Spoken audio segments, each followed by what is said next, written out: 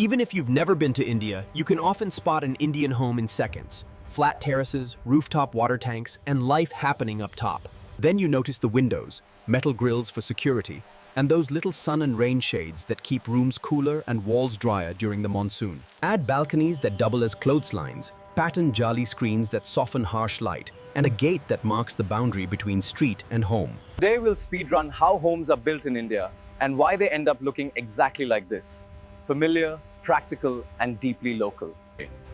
In one quick story, you'll remember 5 things: how to recognize the look, why it exists, how the house is built.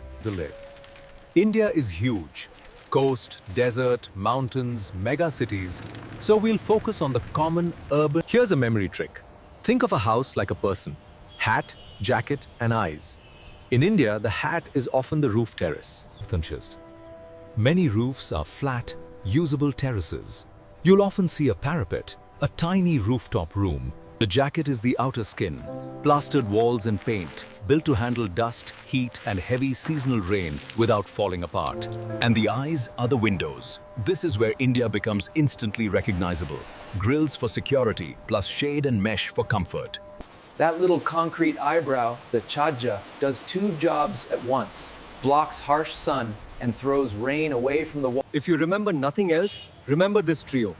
Tank, shade, grills. That's your 5-second India starter pack. So why does it look like that? Because homes aren't shaped by taste alone. They're shaped by weather, risk, and daily life. First, climate. In many regions, heat is serious, so shade and airflow are not luxury. They're the difference between livable and unbearable. You'll see deep balconies, cross-ventilation, and terraces used like outdoor rooms. Because evenings can be the best part of the day. Then comes the monsoon. When the rain arrives, it arrives hard, so the whole house becomes a system for shedding water and drying fast.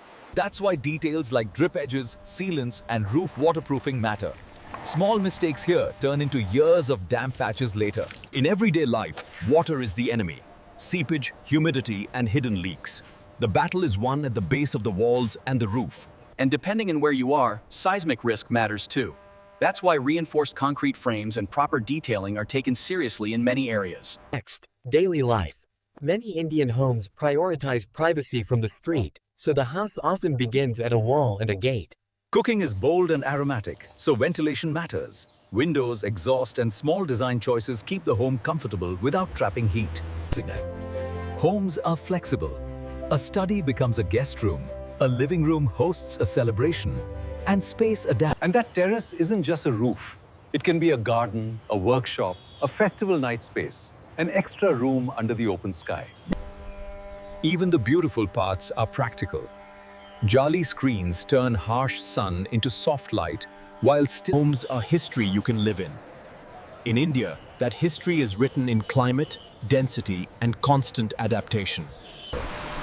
Now, let's build one, fast. We'll follow a simple timeline, from plot to structure to finishes. And meet Rahul and Asha. They've bought a small plot near a growing city, dreaming of a compact home that can welcome parents and guests. They want 2 or 3 floors, good ventilation, and a terrace they'll actually use. First step, translate that dream into a buildable plan. And like most builds, the real story starts before the first brick, when you figure out the rules, the services, and what the site will allow. Step 1 is not concrete. It's boundaries, access, and setbacks. Where you can build, where you can't, and how the house meets the street.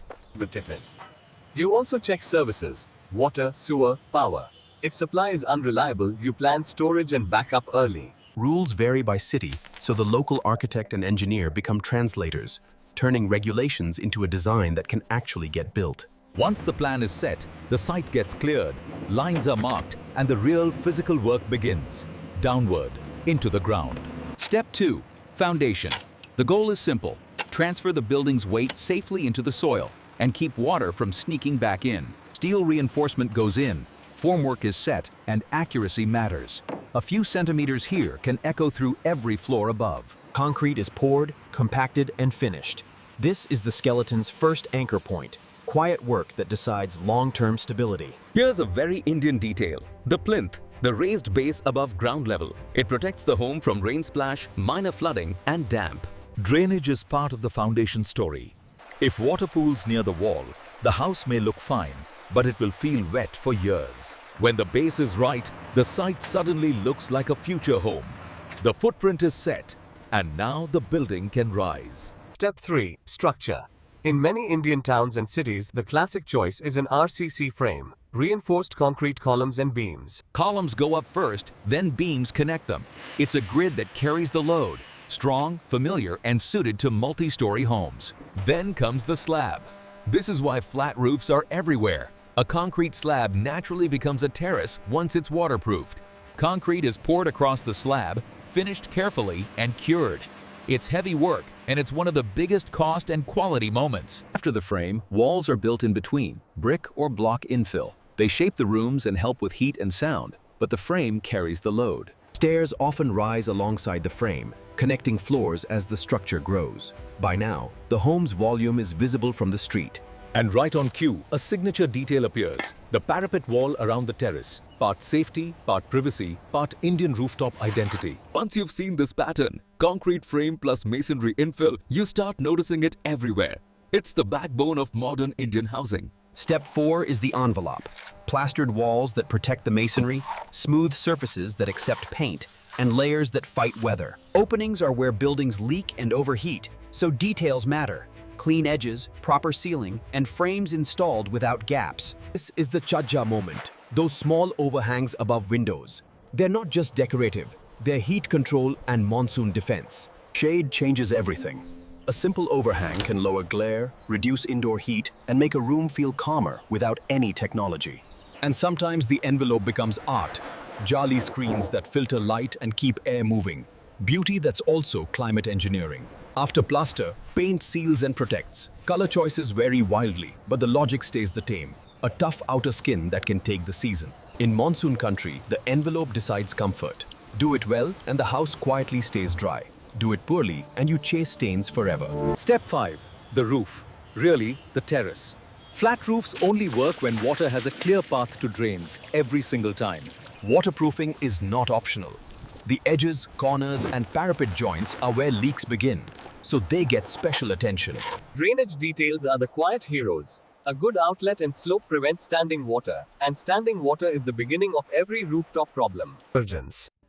Once protected, the terrace becomes usable space. And right here is where water storage often returns.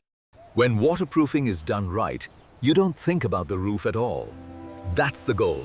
Invisible success. Step 6 is where comfort is made. Electrical runs through conduits, junctions are set, and future maintenance is quietly planned. Plumbing is routed, then tested.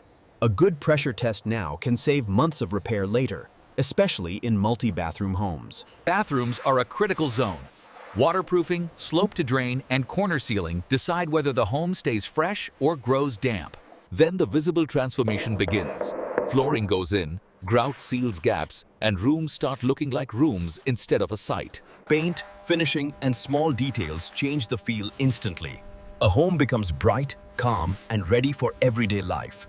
Kitchens often get serious attention because they're daily value. Storage, durable counters, and good ventilation matter more than fancy looks. Openings are finished, windows, grills, and mesh. It's comfort and security in one step, and it's a big part of the India look.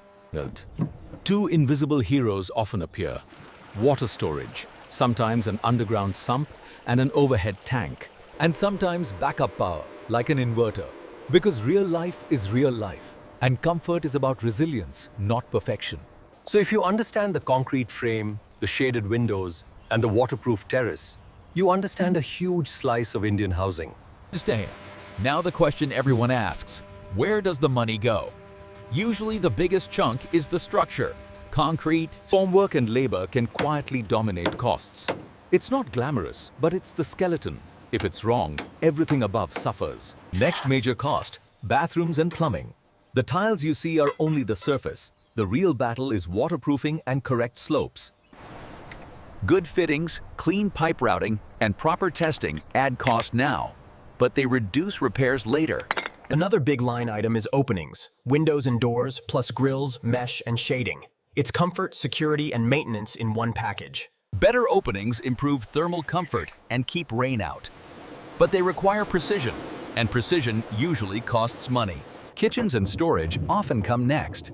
Families spend here because it's daily utility, and it upgrades the feel of the whole home.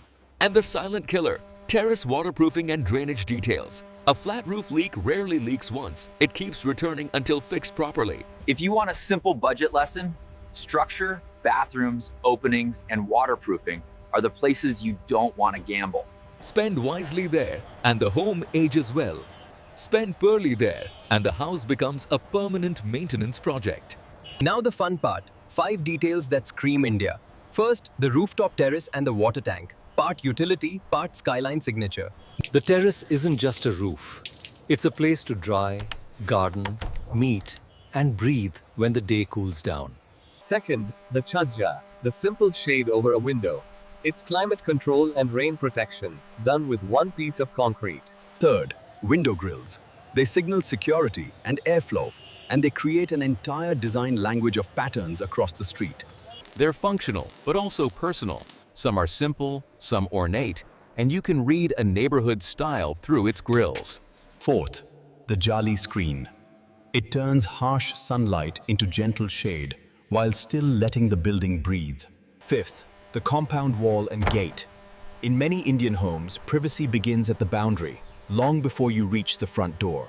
It's a buffer from the street, a place to park, greet, and transition into home life.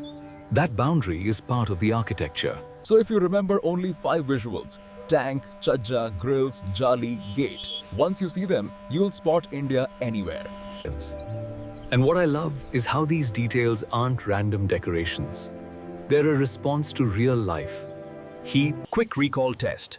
You recognize an Indian home by the terrace tank, the shaded grilled windows, and the gated boundary. It looks like that because of intense heat, monsoon rain, local risks, and daily habits like privacy and ventilation.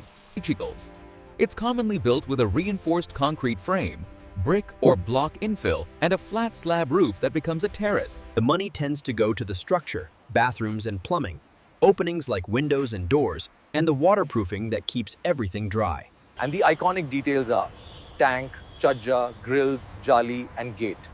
That's the visual fingerprint that sticks in your memory.